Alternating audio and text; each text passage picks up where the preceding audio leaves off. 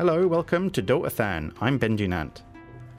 Despite some improvements in recent years, members of Myanmar's LGBT community continue to face stigma in their everyday lives. Negative stereotypes towards LGBT people are often enhanced by clownish depictions in movies, as well as a century-old law that criminalises homosexual activity. This week, Doh Athan meets some of those who are fighting back, working to remove negative stereotypes and to raise the voice of the country's LGBT people. Here is the full story.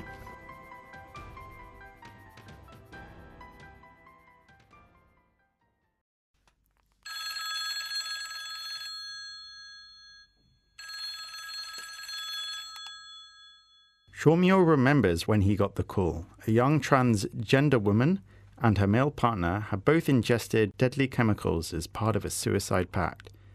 They were in great pain and urged Shomyo, who is also transgender, to come quickly and take them to hospital. The couple had married in secret a year previously and were living in Tang Da, about 100 kilometers southwest of Mandalay.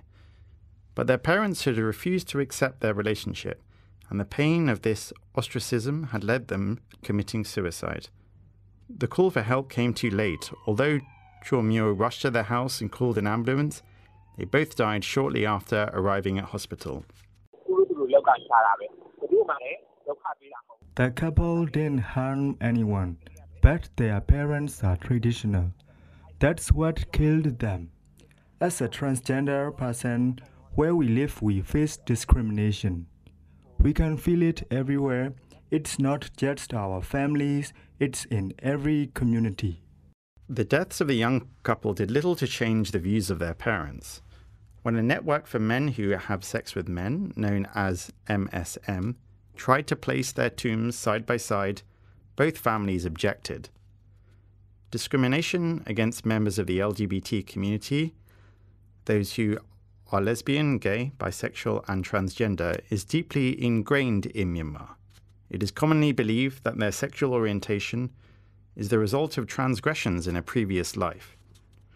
The decision to come out as lesbian, gay, bisexual, or transgender can thus often be traumatic, sometimes resulting in rejection by friends and family. Popular culture often contributes to the negative stereotyping towards LGBT people in Myanmar, and homosexual characters in movies are particularly problematic. They are often portrayed as exhibiting clownish behavior, and it is common at the end of the movie for them to have changed their mind and decided to become heterosexual, reinforcing the incorrect notion that being LGBT is a choice.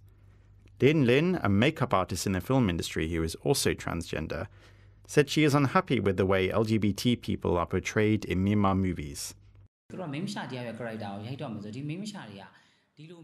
Filmmakers portray our group as being sexually promiscuous or grabbing boys and girls. Filmmakers never discuss with me or other members of the LGBT community about LGBT characters in their films. As a result, Lin said she no longer works on films that portray LGBT people negatively, and is now working with other members of the community to lobby filmmakers to develop LGBT characters who are more realistic and sympathetic to some of the challenges that members of the community face.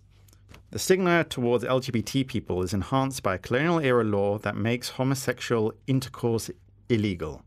Article 377 of the Penal Code, often referred to as Myanmar's sodomy law, prohibits, quote-unquote, carnal intercourse against the order of nature with any man, woman, or animal. Although the law is rarely enforced, Lin said it is commonly used by the police to harass, intimidate, and extort money from gay or MSM people.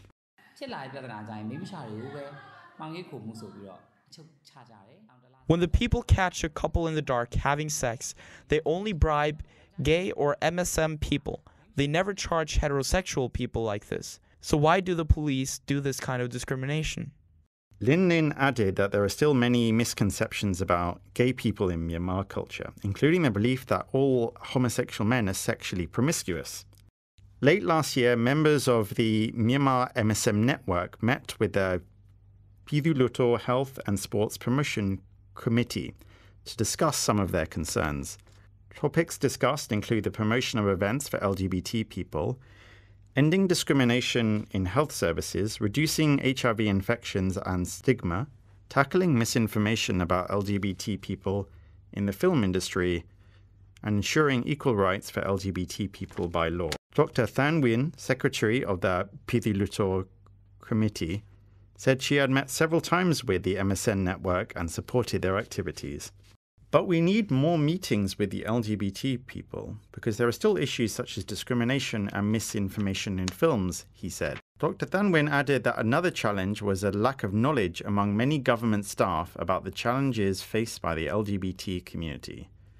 One of these issues is a lack of representation in government. However, some members of the LGBT community are considering running as candidates in the 2025 general election so that they can help raise the voices of LGBT people. Among them is Shinthan, a transgender woman. I know that will be very difficult for me because nobody wants a transgender man as their representative. But I will try for our group. People don't choose to be LGBT or MSM, but that is life.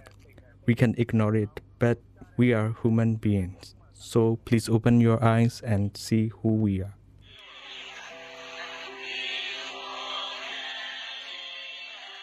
Despite the challenges faced by Myanmar's LGBT community, there are signs that some things are changing.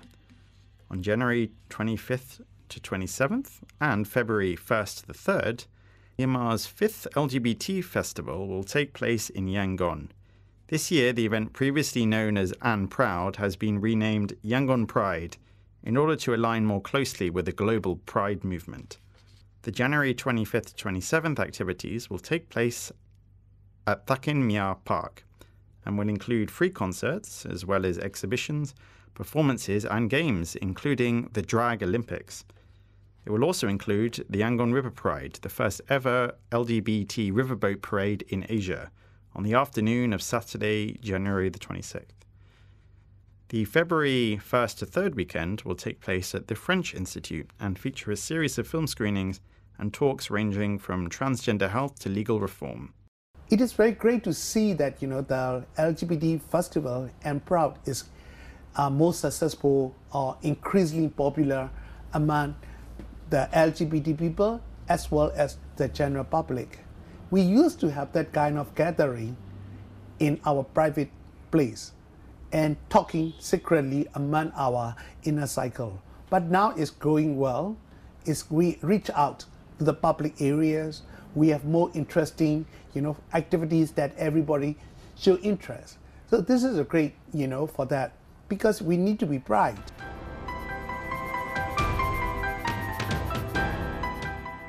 We hope you enjoyed this edition of Doh Athan. The program was put together this week by Ben Dunan, Zani and Oliver Slow. You can read the above-mentioned news and other interesting articles via Frontier Myanmar's website and Facebook pages, and you can share your thoughts on these pages freely. Please stay tuned for next Wednesday's episode and visit the Doh Athan Facebook page. The project to support human rights reporting is a partnership between Frontier Myanmar and Foundation Hirondelle, funded by the Embassy of the Netherlands in Myanmar.